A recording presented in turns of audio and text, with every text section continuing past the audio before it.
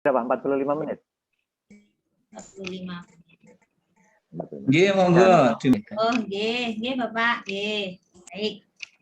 Selamat siang anak-anak. Selamat siang, Bu Tari. Oke, selamat siang. Gimana kabar kalian hari ini? Baik, Bu. Alhamdulillah baik, Bu. Ya, semuanya sehat. Rabra sehat, Alista sehat, Felicia sehat, Ponan selalu ceria, Tiffany selalu semangat, ya. Semoga hari ini kita semua semangat bisa mengikuti pembelajaran dengan baik, ya. Nah, sebelum kita mulai pembelajaran pada siang hari ini, marilah kita semua berdoa. Tolong dipimpin doa, Conan. Dear God, thank you for today, which you provide us all. Please guide us to understand all the treasure of knowledge and help us to focus our hearts and minds on what we are about to learn. Help us to learn new things, to explore the world together, and to play and be happy. Help us to have love for each other, to have forgiveness at our heart, to put kindness and make us as a better person. Thank you for your blessing. Amen. Oke, baiklah. Tadi kita sudah berdoa, semoga pembelajaran pada siang hari ini bisa berjalan lancar, ya. Oke, baik. Siang-siang tapi tetap semangat ya, Rabra. Oke, baik. Tari akan share screen sebentar.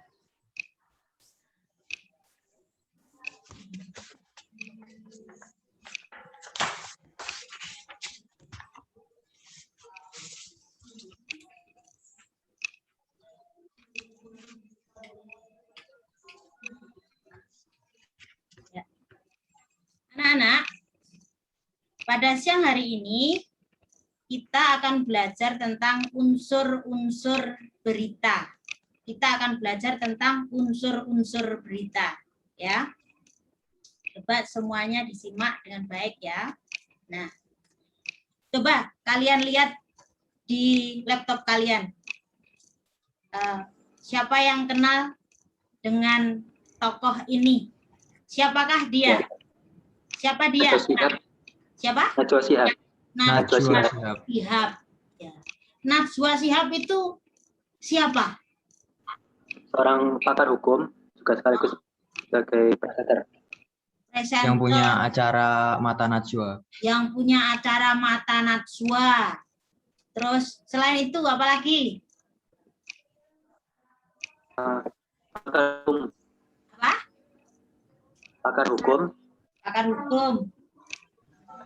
Nah, dia itu Najwa Shihab. Butari sangat senang dengan Najwa Shihab. Karena apa? Butari senang Najwa Shihab bukan karena cantik saja, tetapi karena dia pinter. Dia adalah seorang perempuan yang berani menyuarakan opininya sendiri. Dia memilih berbicara daripada dia bungkam. Seperti itu. Dia juga seorang penyiar berita. Yang saya suka dari siapa? Najwa Shihab yaitu tadi. Berani berbicara.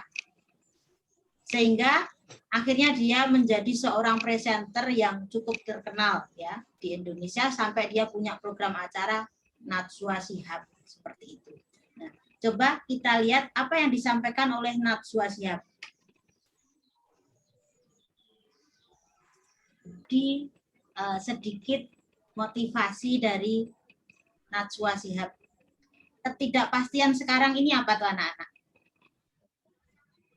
COVID-19. COVID-19.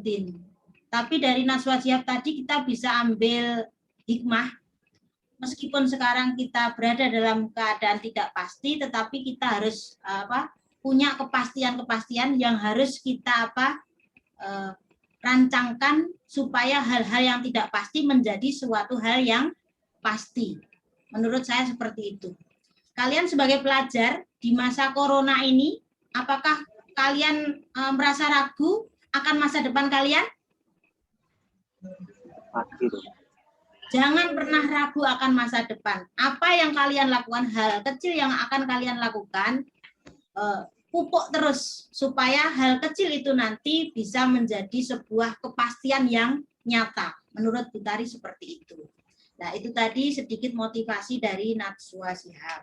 Nah, kemudian untuk pembelajaran pada siang ini, tujuan pembelajaran kita yang pertama adalah kalian nanti harus mampu menyebutkan pengertian teks berita. Yang kedua, kalian nanti harus mampu mengidentifikasi unsur-unsur teks berita yang didengar atau dibaca. Selanjutnya, nah, Bu Tari ada teks berita. Coba teks berita ini dibaca oleh Rabra. Silahkan Rabra. Di Tulungagung.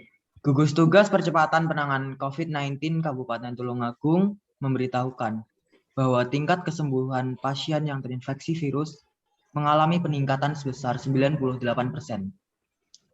Hingga berita ini ditulis pada Rabu, tanggal 15 Juli tahun 2020, jumlah pasien yang diisolasi hanya tersisa 2 pasien saja. Selama ini, pasien yang diindikasi positif corona dikarantina di Rusunawa IAIN Tulungagung. Sebelumnya, jumlah suspek positif corona mencapai 240 orang yang berasal dari 18 kecamatan. Dari jumlah tersebut, 235 diantaranya sudah sembuh dan meninggal 3 orang. Menurut penuturan Wakil Juru Bicara GTPP COVID-19 Tulungagung, perbandingan antara yang sembuh dan meninggal masih banyak yang mengalami kesembuhan. Oleh sebab itu, ia berharap bahwa Kabupaten Tulungagung bisa segera menuju zona hijau. Baik. Terima kasih, Rabra. Baik, sama-sama, Bu. Oke. Itu tadi adalah teks berita. Dari teks berita yang dibacakan oleh Rabra, kira-kira kalian bisa tidak menyampaikan apa itu dari pengertian teks berita? Teks berita itu kan bisa disampaikan lewat televisi, bisa disiarkan lewat radio, bisa juga dicetak di dalam koran. Nah, yang dibaca Rabra tadi itu termasuk teks berita. Ketika kalian baca, ketika kalian dengar, bisakah kalian mengartikan apa itu arti dari teks berita? Coba, Felicia, menurut kamu, teks berita itu apa, Nak? Teks berita itu sebuah teks yang berisi informasi penting yang telah atau sedang terjadi, kemudian disajikan melalui media cetak atau media elektronik. Oh ya, terima kasih Felicia. Nah, teks berita itu adalah teks yang berisi informasi kejadian penting. Apakah yang dibaca Rabra tadi berisi informasi atau kejadian penting? Ya, ya. Nah, ini yang dibaca Rabra ini tadi disiarkan lewat media cetak atau disiarkan lewat media elektronik?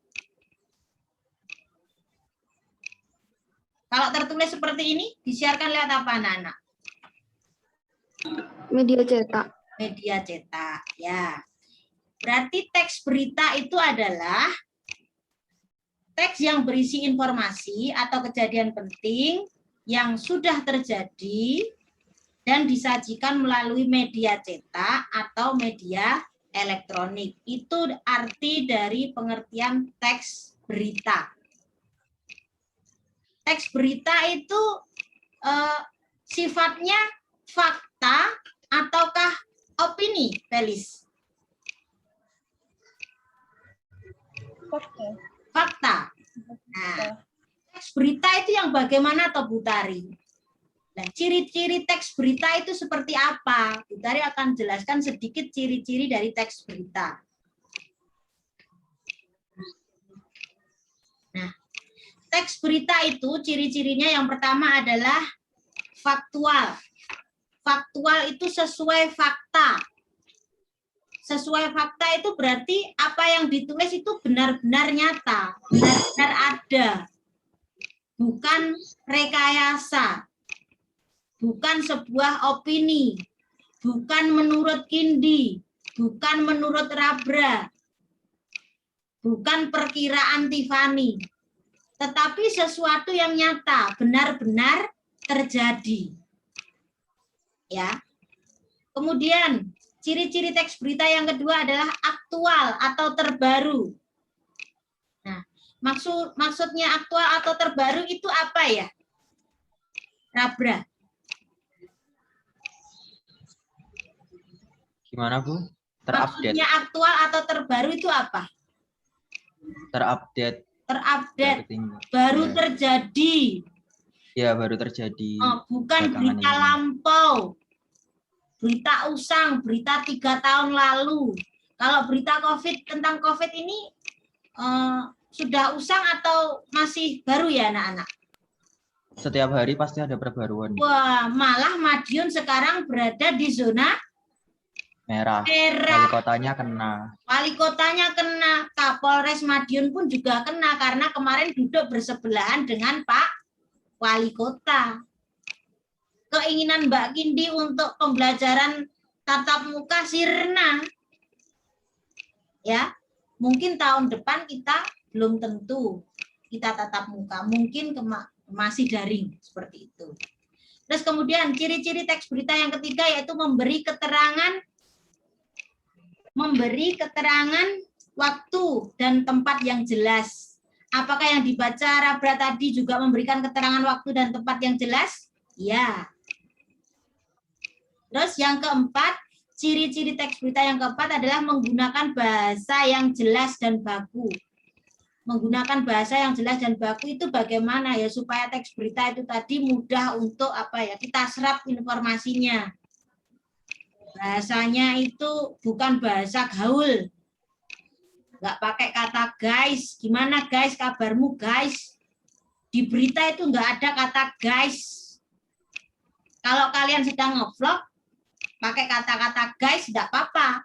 Tetapi kalau dalam membuat berita, tidak ada kata-kata guys kayak gitu. Yang kelima, ciri-ciri teks berita yang kelima adalah bersifat objektif, apa adanya. Bersifat objektif atau apa adanya itu tidak berpihak ke seseorang. Apa yang disampaikan yang itu yang benar-benar terjadi. Tidak ada condong ke seseorang atau bagaimana. Seperti itu. Harus apa adanya. Itu ciri-ciri teks berita yang bersifat objektif. Yang keenam adalah kronologis atau runtutan peristiwa disajikan secara runtut. Kalau kita membuat teks berita, kita harus membuat secara runtut. Runtut itu apa? Urut ben jelas, supaya jelas. Jangan sampai kita membuat teks berita gak runtut.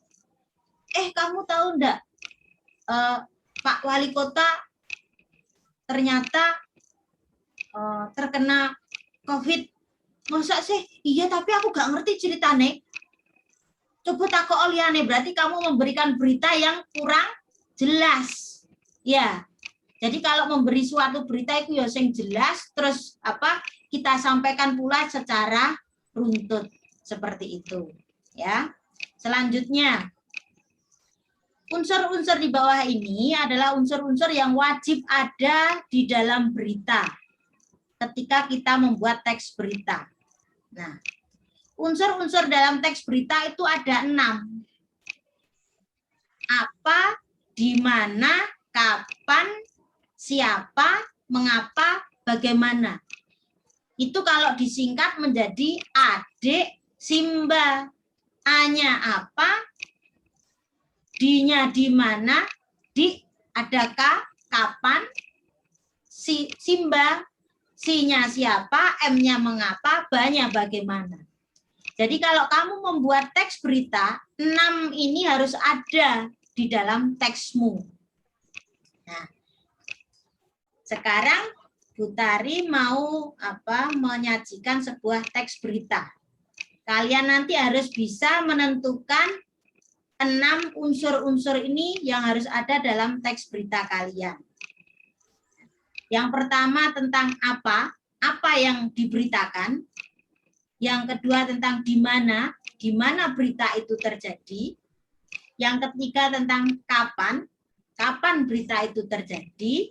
Yang keempat, siapa yang beritakan, siapa yang memberitakan.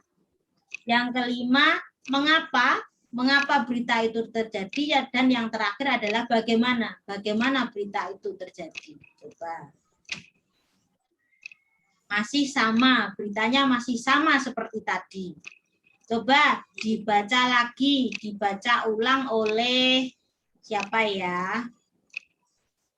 Yang suaranya keras itu Felicia. Coba kamu baca ulang, Felicia. Tulungagung, gugus Tugas Percepatan Penanganan COVID-19 Kabupaten Tulungagung memberitahukan bahwa tingkat kesembuhan pasien yang terinfeksi virus mengalami peningkatan sebesar 98%. Hingga berita ini ditulis, Rabu 15 Juli 2020, jumlah pasien yang diisolasi hanya tersisa 2 pasien saja. Selama ini, pasien yang diindikasi positif corona dikarantina di Rusunawa IAIN Tulungagung. Sebelumnya, jumlah suspek positif corona mencapai 240 orang yang berasal dari 18 kecamatan. Dari jumlah tersebut, 235 diantaranya sudah sembuh dan meninggal sebanyak 3 orang.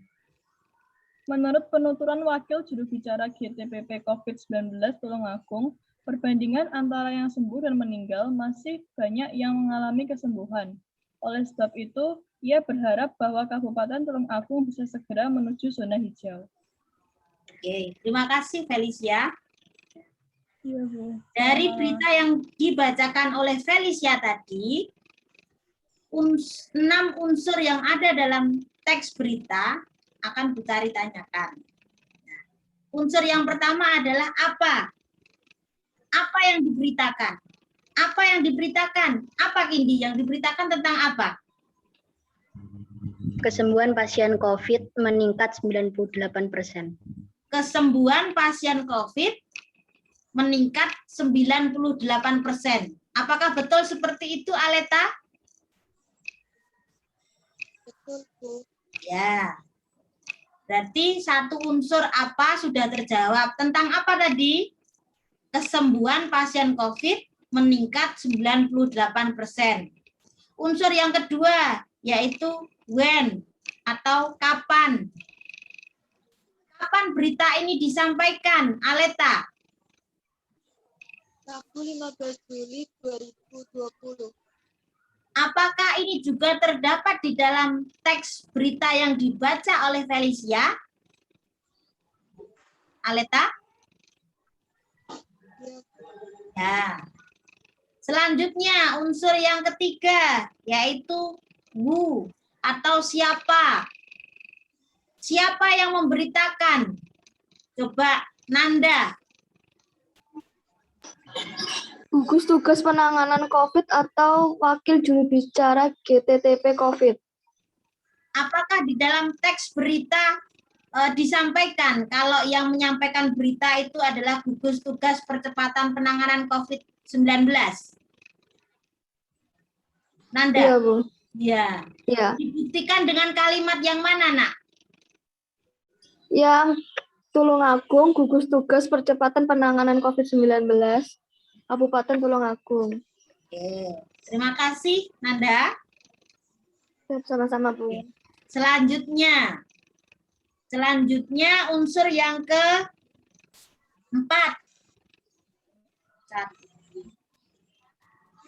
Unsur yang keempat adalah di mana berita itu disampaikan. Di mana berita itu terjadi. Coba dijawab oleh Tiffany. Di mana kejadian itu terjadi? Tulungagung. Hah? Tulungagung, Bu. Tulungagung. Di Rusunawa IAIN. Itu dibuktikan di kalimat yang mana?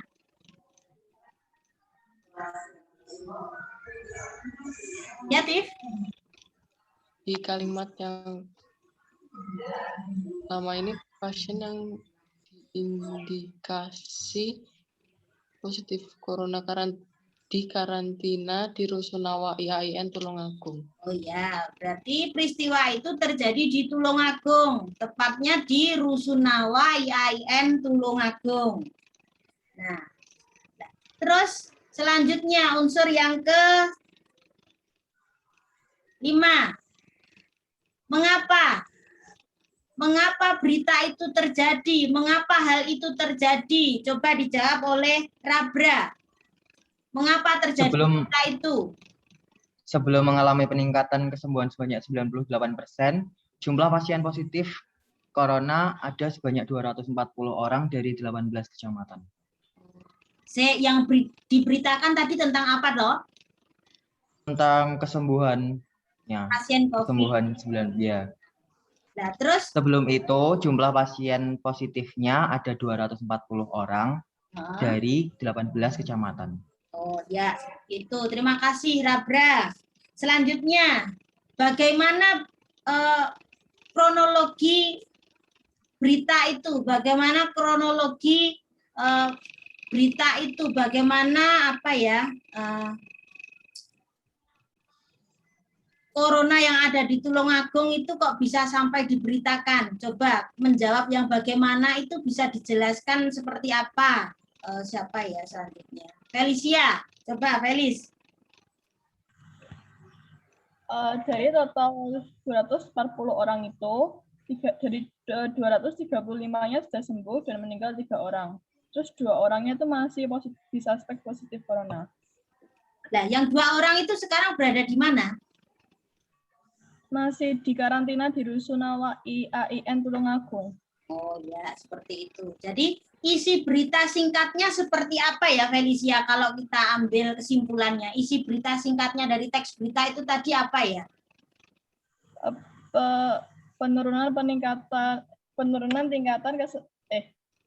Peningkatan kesembuhan pasien COVID-19 sebanyak 98%. Di mana? Di Tulungagung, Kabupaten Tulungagung. Ya, seperti itu. Ya. Jadi Bu Tari ambil kesimpulan kalau di dalam menulis teks berita itu harus ada 6 unsur yang ada di dalamnya. Unsur 6 itu yaitu adik Simba. A-nya tadi apa? D-nya di mana? K-nya kapan? C-nya siapa? M-nya mengapa? B-nya bagaimana? Seperti itu. Apakah kalian nanti bisa membuat teks berita yang terdiri dari 6 unsur tadi? Bisakah? Rabra bisa? Bisa, Bu. Ya, karena Rabra cita-citanya nanti jadi apa, Rab?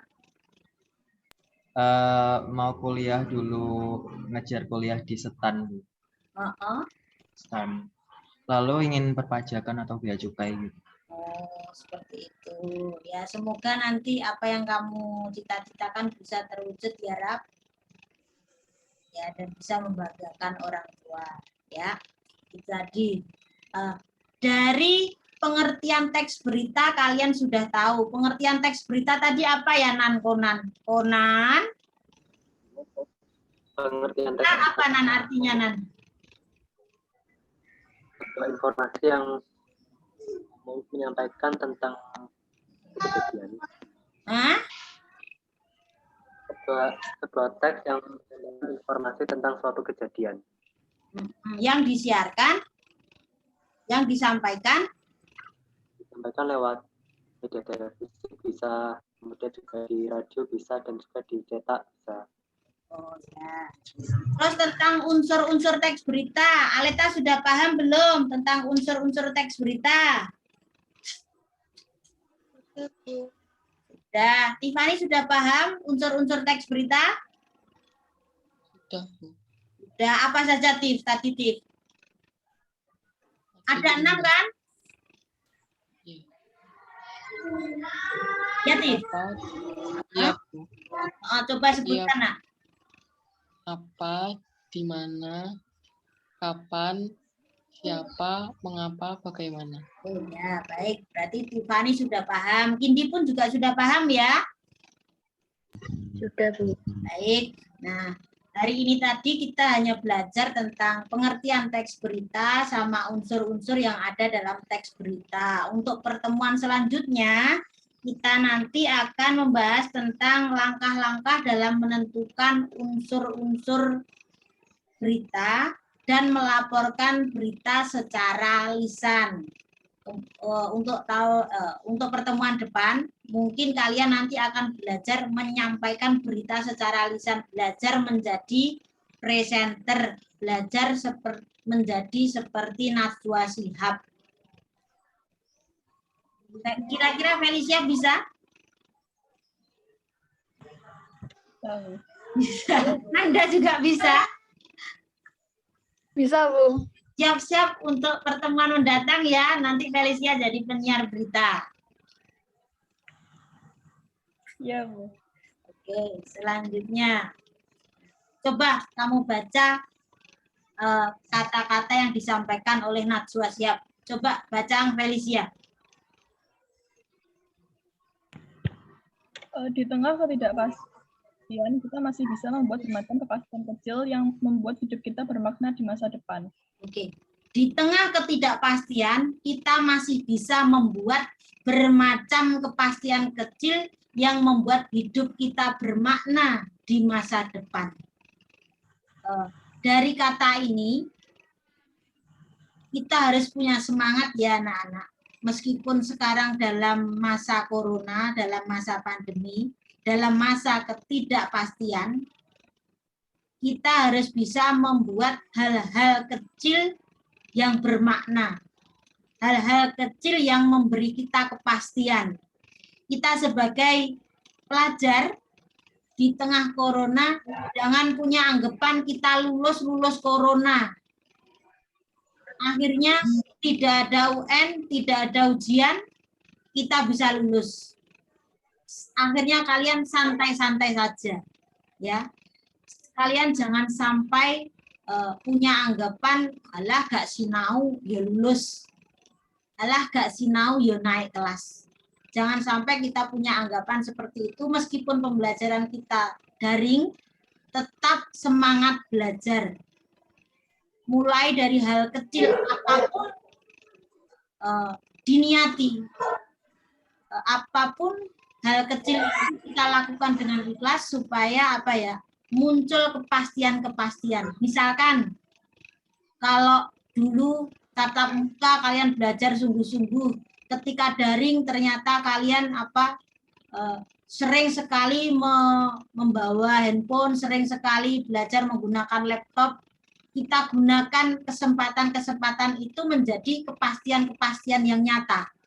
Contoh seperti Conan, waktu dulu di waktu kelas meeting diminta untuk membuat YouTube itu loh, Conan, ya kan? Akhirnya YouTube-nya Conan, subscriber-nya semakin banyak. Dan akhirnya YouTube-nya Conan bisa mendapatkan sedikit uang, misalkan seperti itu. Jadi apapun yang kita lakukan, sekiranya itu ada masa depan, sekiranya itu bermanfaat untuk kita, tetap harus kita jalankan. Dan harus punya semangat, harus punya tujuan, harus punya cita-cita. Itu saja yang dapat Bu Tari sampaikan. Untuk tugasnya nanti Bu Tari sampaikan lewat WA ya. Kemudian itu saja yang dapat Bu Tari sampaikan. Kemudian kita tutup pembelajaran pagi ini dengan berdoa. Silahkan berdoa, Conan.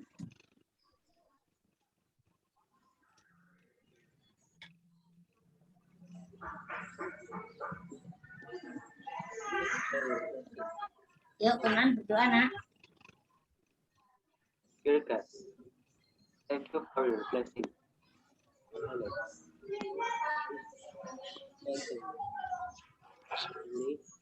Gently developing your gift and make good use of them according to your will. Dear God, give us your in our way. Dear God, Amen. Oke, baik, terima kasih. Semoga kalian tetap semangat dan selalu sehat ya. Terima kasih anak-anak, selamat sore dan boleh meninggalkan Zoom ini ya. Baik Bu Tari, selamat Terima kasih ya. siang. Ya, Sama-sama. Terima kasih Bu Tari. ya nak. Sampai jumpa dan terima kasih. Oh iya, terima kasih Rabra.